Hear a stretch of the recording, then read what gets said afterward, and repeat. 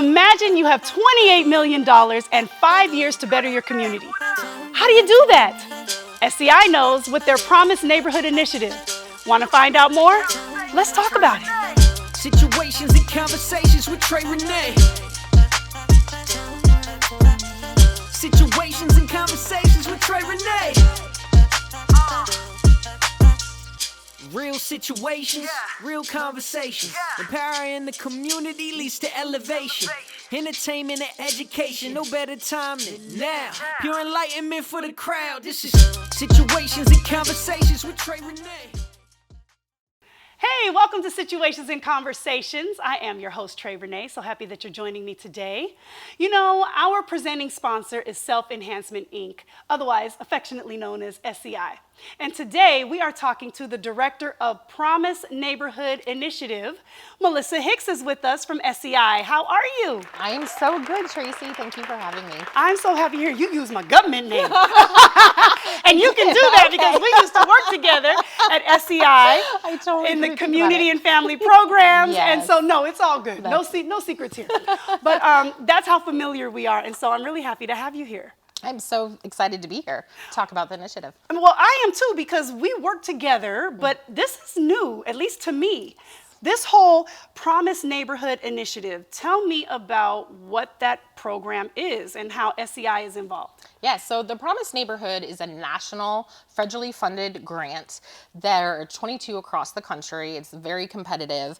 And the premise behind a Promise Neighborhood grant is it's a 5-year grant, which is wonderful because it gives you some time. I will say it's not enough time as we're in it, but it's the goal is to work in neighborhoods that have really been impacted by poverty, violence, drug addiction, low school test scores, things like that. That really just needs an influx and infusion of money and resources to help all children and families thrive. And so the Promise Neighborhood for Self Enhancement is the Albina Rockwood Promise Neighborhood. Okay. Which allows us to work in 2 schools in the Albina neighborhood, North Portland, Jefferson High School, Harriet Tubman Middle School, and then 7 schools out in the Reynolds School District, which has been a district that's been somewhat under-resourced as far as community-based programs go. You apply for funding to do different sorts of services across the board, but what our initiative is able to do is it requires us to bring other partners along with SEI. And so we partner with Latino Network, Metropolitan Family Services, the Immigrant and Refugee Community Organization. And that's IRCO. IRCO. Okay, IRCO. Yep, I'm familiar. And then the Native American Youth and Family Center, so NAYA, which you're familiar with them as well. United Way. Oh my gosh, did I say Metropolitan Family Service? You did. Okay, good. So MFS. Yeah. Okay. And so working with all of these wonderful partners to serve the communities that we know need it most, the Black and brown babies, and as well as low-income families, to make sure that they have an opportunity and access to services that are going to help them be successful in school. And so it's a cradle to career in every Promise neighborhood across the country. Age 0, so like still in your mama's belly, you can go and get services to learn how to be your parent's first teacher. And then when they're born, that coordinator or advocate's going to work with them to teach them how to work with your kids at home and, get them to pay attention and sit down and maybe do some writing and things like that so that they're ready to go into kindergarten. And then we move into elementary, middle school, high school, and then even the post-secondary. So literally cradle to career. And I think our Promise Neighborhood, I think we offer over 42 different programs and services. Like when I was making the sheet to kind of explain it to people, I was like, oh my gosh, this is too long. Like I can't include everything. And that's because all these amazing organizations, including SEI, we just offer so much. Okay, so I like the cradle to career, but you can't do that in 5 years. No. So, okay, let's back up a little bit and give people something to chew on a little. So you say 40 some odd programs and services that people can take advantage of in these neighborhoods.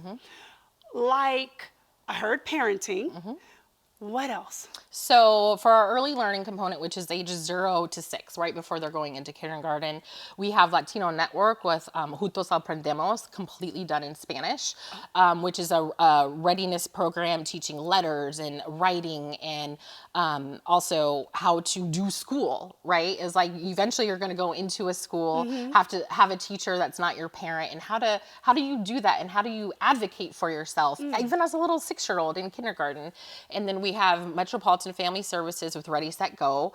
And that is kind of similar programming that really focuses on reading and social emotional development, which I think is something that's missing in our schools right now. So how do you self-regulate? When you feel those, what are those emotions you're feeling? And when you feel those emotions, how do you respond to that? You know, if you get frustrated, you throw something across the room, like, no, that's going to get you in trouble in kindergarten. Right. So it's, you know, working with families and parents too. It's like, what do you do with the kid who has a meltdown in the middle of Target? And, you know, you're just like, oh my gosh, I think we've all probably seen that, you've witnessed it, and you're just like, someone make that child stop crying. But that's a skill, you know, and you're just like, all right, do I just hurry up and get done shopping, or do I leave? But how could you handle it in the moment? And the advocates are teaching families those kind of skills and patience. Wow, in order to do that. Patience is a skill. I'm so glad you said that. Just sidebar real quick. Really is. I had to learn a lot of that. That is not something that comes naturally to me. But 3 kids later, I think I'm doing okay. Right. I might be able to use a service or two. You said cradle to career, right? Yeah, and it is different kinds of patience, because as your kids grow, you need to grow with them and get more engaged in schools. And one of the things, you know, once you get to elementary, there's a couple programs that are based on reading to make sure the kids who are at reading level, they actually get to be paired with an elder and a retiree, you know, through the AARP.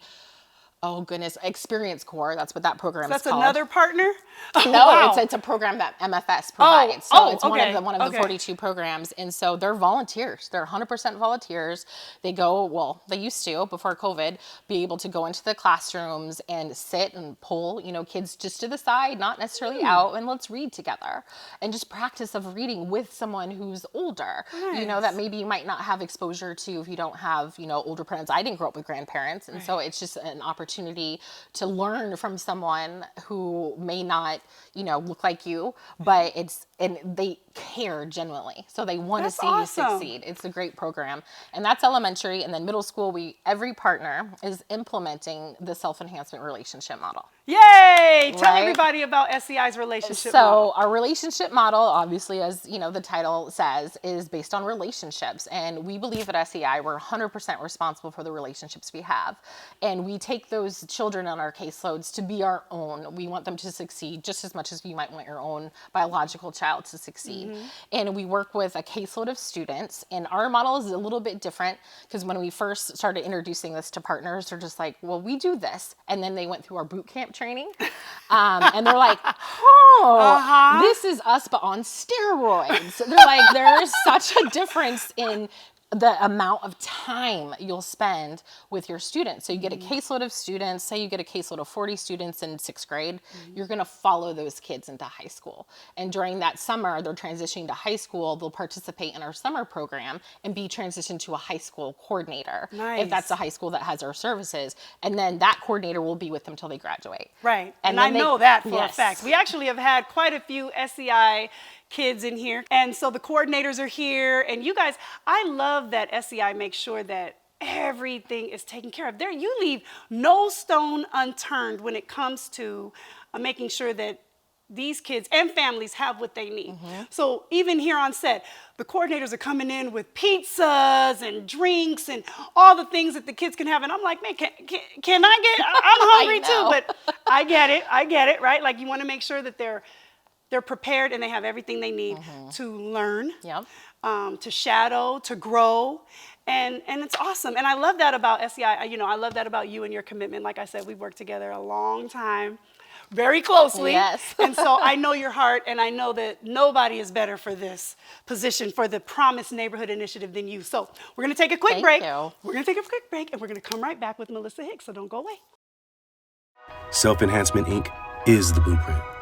Black founded, Black owned, Black led since 1981. What does Self Enhancement, Inc. do? Whatever it takes. We support Black students 24/7, from elementary to college and beyond. We believe that every student is created with purpose and talent specific to their unique identity. It is our collective responsibility to ensure all children have equal opportunities to thrive. If there is no food in the house, we buy groceries. If there is no family cheering section, we show up. If there's no transportation, we get them there. 98% high school graduation. More than $500,000 in scholarships awarded annually. Help us build culturally appropriate solutions by committing to contribute $10 a month right now. We need us everywhere. Invest in the blueprint today at selfenhancement.org/blueprint. Welcome back to Situations and Conversations. Today we are talking to Melissa Hicks at SEI, who is also the Director of Promise Neighborhood Initiative. So for those who are just now tuning in, can you just remind folks of what the Promise Neighborhood Initiative is? Yes, it's a 5-year federally funded grant from the Department of Education that implements a cradle to career whole gamut of wonderful services. And so when you talk about cradle to career, how do you even know if your program is successful? I mean, that's a long period of time to try and reach some goals, right? Yes, and honestly, it's not long enough. 5 years went like that, and then with 2 of those years being in the pandemic, for a giant grant that we just were getting kicked off at the end of 2019, the fall of 2019, and then to be shut down like that, it's been really challenging because we were not able to move and operate inside the schools like we normally would. And so how do you measure a cradle to career? Bunch of different kinds of services with a bunch of different community partners that all have their own organizational standards and way to capture data and do their own reporting. And that's been a challenge. It's like, okay, we all have to get on the same page because the Department of Education wants us to report on these 10 results. So are children ready to succeed in kindergarten? Are they graduating from high school? Are they entering a post-secondary or getting a credential or some sort of certification after high school? And what it really teaches us is sometimes we're not collecting the right data.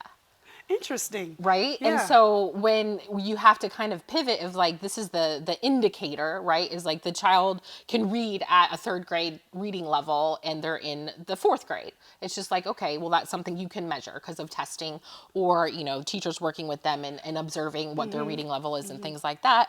But there's 10 results that we have to, and I obviously won't go through all of them, that we have to report on at a population level. So how is all of Reynolds High School doing? Yeah, because you have 9 schools, right? So Reynolds and the whole Reynolds school district. It's not the whole district. Oh, it's not. seven schools 7 there of them, of the okay. 16. And it is challenging, and not every result we have to report on is applicable to every, like the early learning.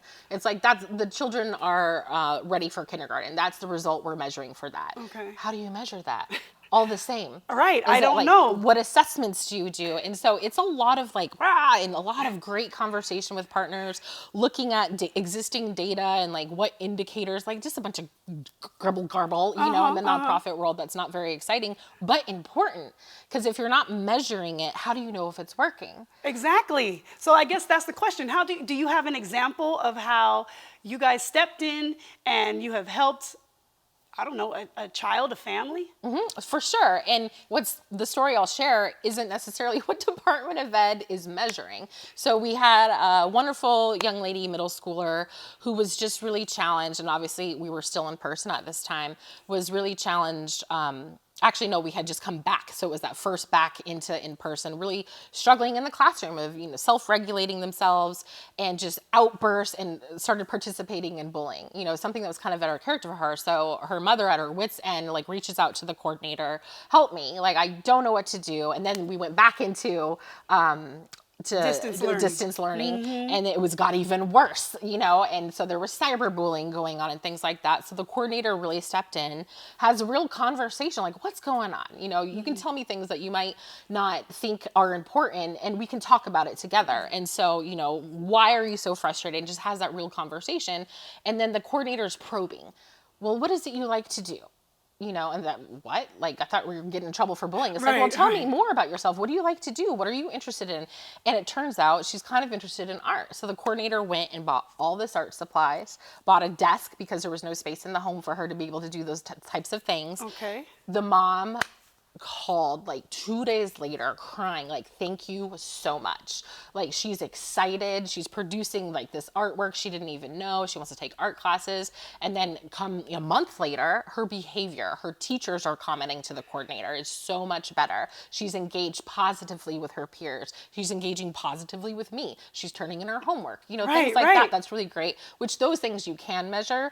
But the impact of her self-efficacy and feeling really good about herself and increasing her confidence, that to me is what is the most important, is making those kids feel whole and heard. Absolutely. And tapping in to their motivation. Yes. Like, what is it that you want to do? Who are you? Yeah. Maybe you don't even know yet. Yeah. But see, I like how you said that those things are not necessarily measurable for success, but the end result, it translates into an ability to learn, an ability to be in an environment and be happy, Yes. you know, Yes. and be thriving. So I think they absolutely go hand in hand, and you do need people to step in and help with that. And that's exactly what you guys are doing, which is so, so exciting. Absolutely. And it's wonderful to see now that we're all back in person, to go into the schools and just see in the hallways that their eyes light up when they see that coordinator. Because the coordinators are in the hallways during passing period, they're participating in lunch. They're at the school. They're at the school 5 days a week. Okay. So that's when I was Okay. talking earlier, like it's like a lot of the partners had programs, youth service engagement programs, case management programs, but ours was on steroids, because I'm like, oh no, you're in that building 5 days a week. Got you. You have those same kids. You're not rotating, changing your caseload, or it's not like a drop-in program either. It's like, oh no, you're with me, you know, like we're ride or die, let's go. We're in this together. We're in it together, and it's amazing. You can literally see the kids' eyes light up when, they elbow. We used to hug and high five, but, COVID. So it's like, give me some elbow in the hallway. And it's so important that kids see people that look like them. Amen. In these schools. It's so important. And so majority of the schools, as we all know, are white teachers. And so when they see someone that looks like them, we know. We're just like, Exactly. oh, okay. It's an automatic, like It's the nut, right? Your shoulders are up here, you come down just a little bit. Just you a know what I little mean? bit. Because that familiarity is so important. Yes. In an environment where you want to thrive. Yes. These kids want to, and their families want them to. Yes. And so, but only the kids in these schools can participate in this program, Yes, right? unfortunately. And so that is, it was part of the proposal that we submitted to be awarded the grant. And it had to be like, which schools are you going to work in?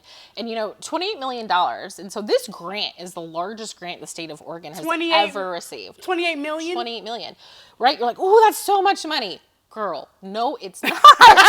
Not when you're spreading it across 9 Yes. schools, all of the coordinators and all of the people that it takes. I get that. It on its face, it sounds like a lot, but it's really you probably need more. Yes.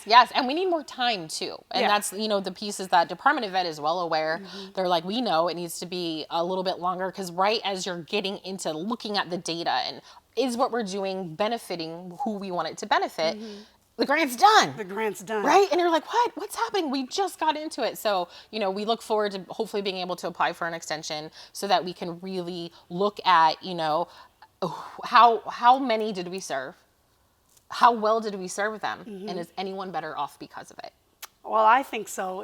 If you're going to ask me, I'm going to say yes, only because I know you and I know SEI and I know the countless hours and sweat equity that you guys are putting into all of these kids and all of these families. So I want to personally thank you. Oh, thank you, Tracy. And anything that we can do to help extend the grant, the time frame, and the money, let us know. Honestly, having these kids here and learning the ins and outs of being able to produce a wonderful show, that is something, who knows? I didn't know I was interested in production. You're exposing them to opportunities. SEI, life has options. That's one of our phrases. Absolutely. And this is an option. And then if they like it, cool. Then we can help them get into more of this. Maybe they're an intern for you in the show, I'm right? with it. I am so with it. Something and you'd like be surprised. that. These kids are on it, okay? And they are so ready to take over, and I am so ready for it. To let them. Yes, thank you so much. I really appreciate you, Melissa, and I hope that that this grant continues on,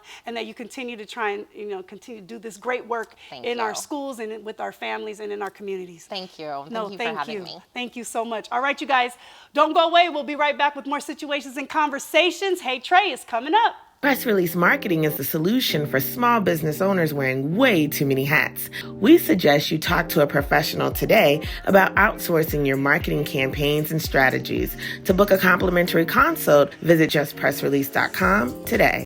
Hey, welcome back to Situations and Conversations. Now it's time for Hey Trey. This is where you get to ask me any question you want. Go for it. And we're here on site at one of our community locations. Hey, I'm Melissa Hicks. I'm Javen Harper. Hey, Trey, we have another community member that has a question for you. Take a look. Hey, Trey, Renee, what's your advice for an empty nest when your kids are away at college? What's your favorite daytime talk show? Situations and Conversations. You heard it there. Back to you, Trey. First of all, thank you for watching. Thank you for your question. I mean, come on. First of all, if you have a mug, I hope there's something stronger than water in it because it's your time. Your kids are finally gone. You did your job. They are away at college. Woohoo! Party time. That's my view, okay? I think you should go on a vacation. Walk around the house naked. You can. You can do whatever you want. There's no kids at home. And then if you feel like you're missing your baby, I mean, you got a phone, right? You got an email. There's flights. I don't know that you want to surprise your kid at college, though. I can say from experience when I was in college, no surprises, thank you. Not from parents. Call first. Just my opinion. You asked. We'll be right back. Don't go away. Urban League of Portland presents COVID Conversations. Because Dube here, a public health physician, also in public policy, Black and brown folks are significantly more impacted by COVID-19 because we're out and about in the community. We are out and about in the service industry, serving people. As a result, we're exposed to a whole lot more. There are more cases in Black and brown folks.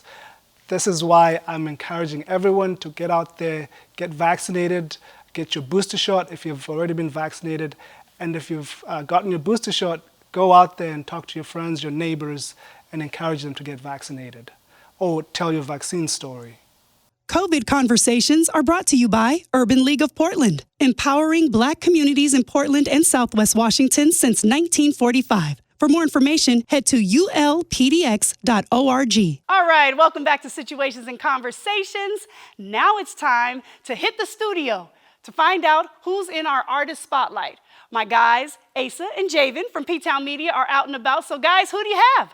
Thanks, Trey. And we're here, DB Nation Studios. Another amazing artist performance right here in our artist spotlight. Hey, I'm Asa Spade. I'm Javen Harper. We are P-Town Media. We have an amazing, soulful artist to bless the stage this week. He's going to open up your heart and your ears. Please help me welcome Ronnie Wright.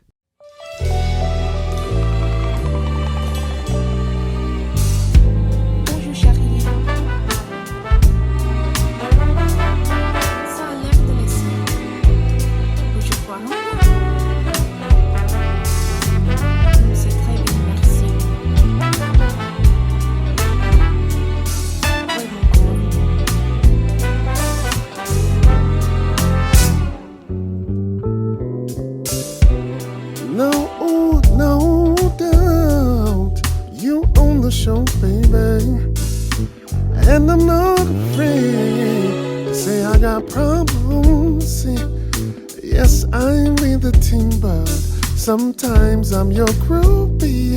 Please, you please all the right things. Even when I'm mad at you, you smile and say to me, I'm sorry, honey. Can you forgive me?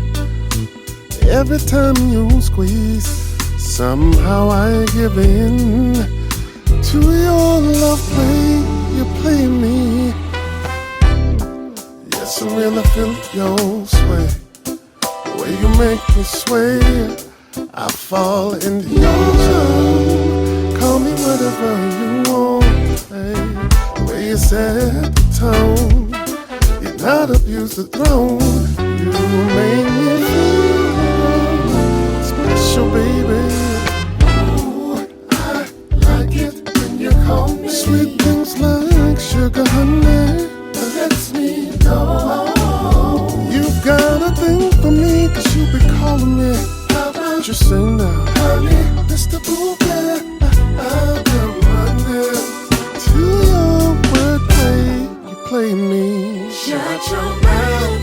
That's what our friends say when you call me Sweet Pea. I don't care what they think. You're my rock steady. Say what you wanna say. Clown me any kind of way. I'm hers, she's mine. We defy gravity.